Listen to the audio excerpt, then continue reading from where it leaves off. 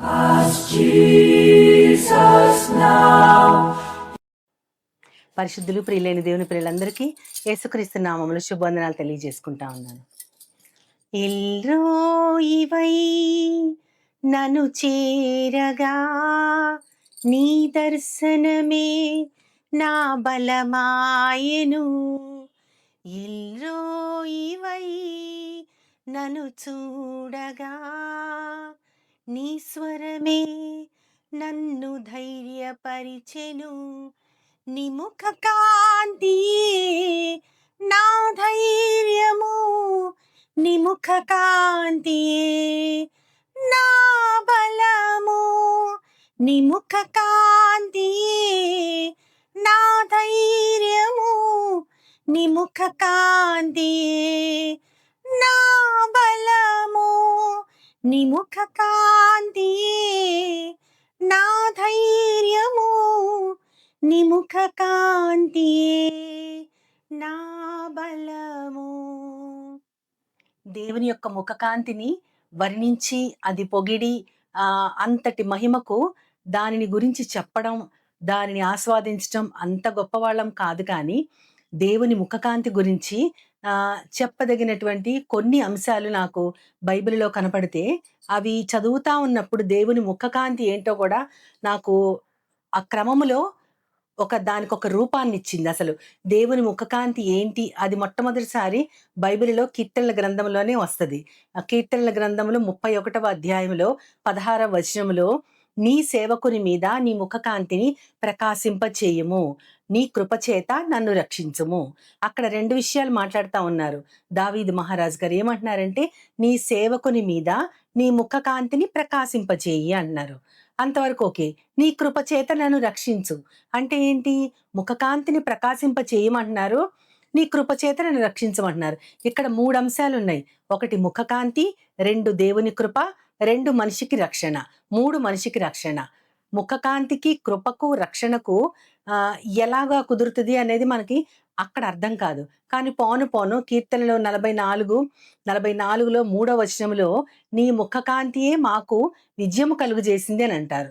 అంటే మా విజయానికి కారణం కూడా నీ ముఖకాంతి అని ఆయన దేవుణ్ణి పొగుడుతా ఉన్నారు అదే కీర్తనల గ్రంథంలో. ఆ తర్వాత 80వ కీర్తనలో 3 సార్లు 3వ వచనములో, 7వ వచనములో, 19వ వచనంలో 3 సార్లు కూడా 80వ కీర్తనలో ఆయన ఏమంటా ఉంటారంటే నీ ముఖకాంతి వలన మాకు రక్షణ దయచేయి అంటారు. ఇందాక మనం చూసాం ముఖకాంతిని ప్రకాశింపచేయి, కృపచేత రక్షించు అని అన్నారు. విజయాలు కూడా ముఖకాంతి వల్లే వస్తాయని చెప్పారు. ఇప్పుడు డైరెక్ట్గా ఏమంటున్నారంటే నీ ముఖకాంతి వల్ల మేము రక్షించబడతాము, మాకు రక్షణ కలుగుజేయి. అంటే ముఖకాంతి వలన రక్షణ అంటే మధ్యలో ఒకటి తీసివేయబడింది అక్కడ. ఇందాక మనం కృపని కూడా చూసాం. ఆ కృపని తీసేసి డైరెక్ట్గా ఆయన నీ ముఖకాంతి మా మీద ఉంటే మాకు రక్షణ దొరుకుతా ఉంది అని ఆయన చెప్తా ఉన్నారు. అక్కడికది. ఆ తర్వాత 90వ కీర్తనలో దావీదు మహారాజు గారు ఏమంటా ఉంటారంటే నీవు మా దోషములను నీ ఎదుట ఉంచుకొని ఉన్నావు, నీ ముఖకాంతిలో మా రహస్య పాపాలన్నీ కూడా కనబడతా ఉన్నాయి.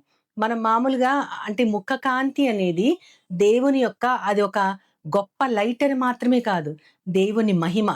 దేవుని యొక్క మహిమే ఒక గొప్ప వెలుగు. మనం చూస్తాం ప్రకటన గ్రంథంలో అక్కడ సూర్యుడు చంద్రుడు కూడా ఆ కొత్త భూమి కొత్త ఆకాశం ఉన్నప్పుడు సూర్యుడు చంద్రుడు కూడా ఏమీ అక్కర్లేదు. ఎందుకంటే అక్కడ దేవుని యొక్క మహిమే గొప్ప వెలుగుగా ఉంటది.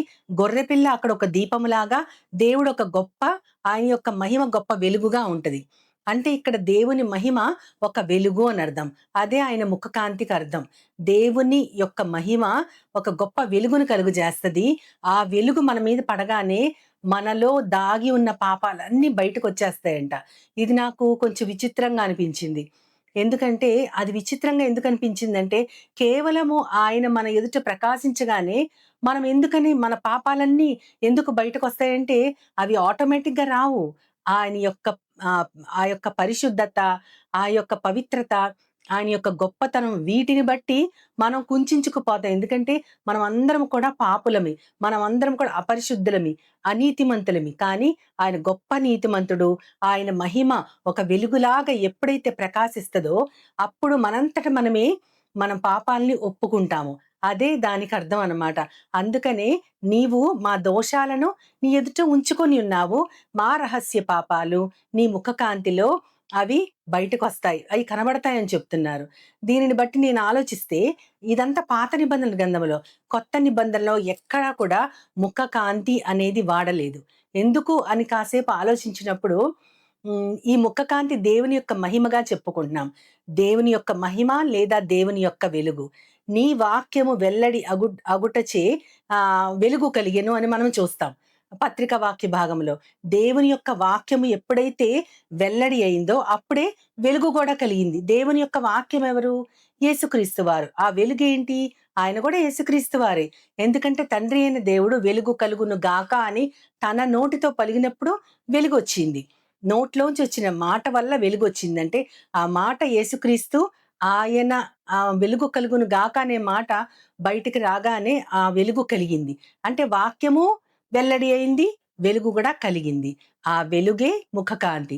యేసుక్రీస్తు వారు స్వయంగా తానే శరీరధారుడుగా ఈ లోకానికి కృపా సత్య సంపూర్ణుడుగా ఆయన వచ్చేసారు. ఆయన వచ్చినప్పుడు ఇక ఆయనే దేవుని యొక్క వాక్యము, ఆయనే దేవుడు, ఆయనే మనిషి, ఆయనే వెలుగు, ఆయనే వాక్యము. అన్నీ ఆయనే.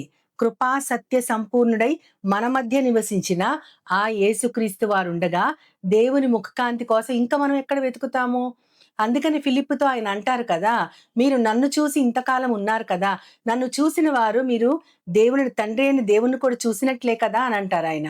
అంటే తండ్రితో పాటే ఎప్పుడు ఒకటిగా ఉన్న యేసుక్రీస్తు వారు శరీరము మాత్రము దాల్చి మన కోసం ఈ భూమిలోకొచ్చినప్పుడు దేవుని ముఖకాంతి మన ఎదుట ప్రత్యక్షమైంది.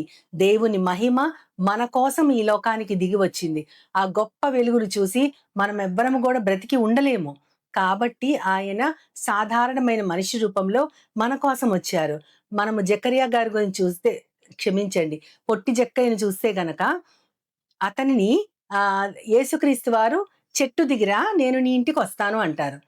అప్పుడు యేసుక్రీస్తు వారు జక్కయ్య ఇంటికి రాగానే ఏమీ అడగరు జక్కయ్యని.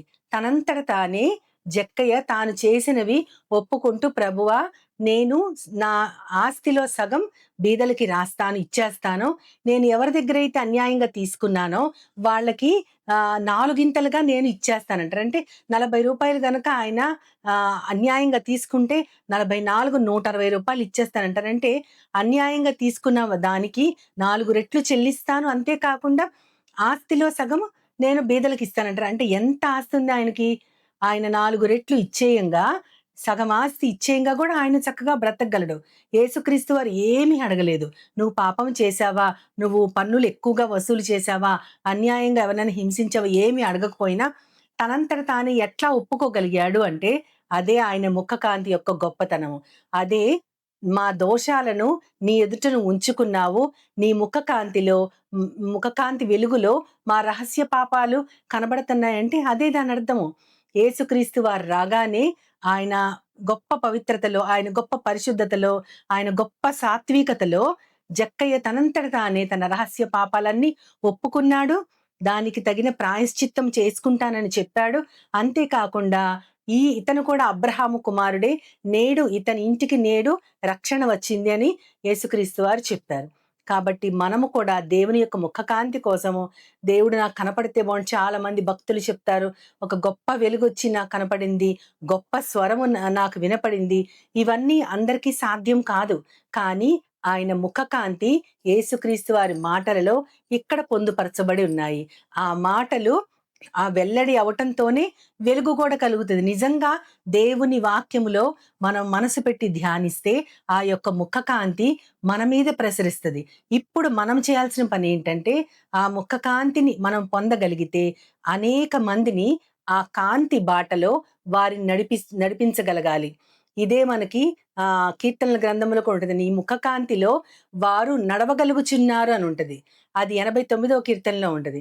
నీ ముఖకాంతిలో వారు నడవగలుగుచున్నారంటే అక్కడ ఆ జనులు దేవుని యొక్క రక్షణ, ఆ ముఖకాంతి అంటే ఆయన రక్షణ. దానిలో వారు నడిచారు.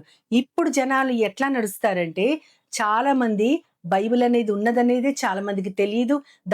తెలిసినా దానిలో ఏముందో తెలీదు. కానీ మన జీవితాలే ఆయన యొక్క వెలుగును ప్రసరింప చేయగలిగేలాగా మనము నడుచుకోవాలి. చాలా మంది అవిశ్వాసులకి మన యొక్క జీవితము దేవుని యొక్క ముఖకాంతిని వెల్లడి పరచగలిగేటట్లు మనం బ్రతకగలిగితే ఆ ముఖకాంతి మన మీద ప్రకాశించినట్లే, మనకు విజయం వచ్చినట్లే. ఇందాక మనం చూసాము, నీ ముఖకాంతి వారికి విజయాన్ని కలుగజేసిందని 44వ కీర్తనలో ఉందని చెప్పుకున్నాం. ఇప్పుడు మన మీద ఆయన ముఖకాంతి ప్రకాశించినట్లయితే అనేక మందిని ఆ వెలుగులో మనము కూడా నడిపించగలము. ఆ గొప్ప ముఖకాంతిని మనందరము కూడా దేవుని యొక్క వాక్య ధ్యానం ద్వారా ఆల్రెడీ పొంది ఉంటే మన జీవితాలు ఇతరులకి మనము ఏమి చెప్పకుండానే మన జీవించే విధానంలోనే ఆ ముఖకాంతిని వారికి మనము దారి చూపగలిగేటట్లు. ఎందుకంటే ఒక్కడే దేవుడు, ఆయనే సజీవుడు. ఆ సజీవుడైన దేవుని దగ్గరికి దారి చూపగలిగేటట్లు మన జీవితాలు ఉండాలి అని, ఆయన ముఖకాంతి మనందరి మీద ప్రకాశించాలని దేవునిని వేడుకుంటూ చిన్న ప్రార్థన చేసుకుందాం.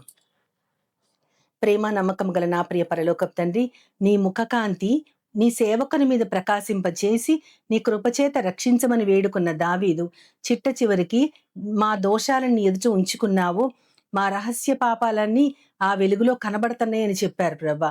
అంతేకాకుండా రక్షణ మాకు కావాలంటే నీ ముఖకాంతి మాకు దారి చూపించాలని, ఆ రక్షణ, ఆ ముఖకాంతి, ఆ వెలుగు అదంతా కూడా యేసుక్రీస్తు వారిలాగా మీరు మాకు దయచేశారు ప్రభా.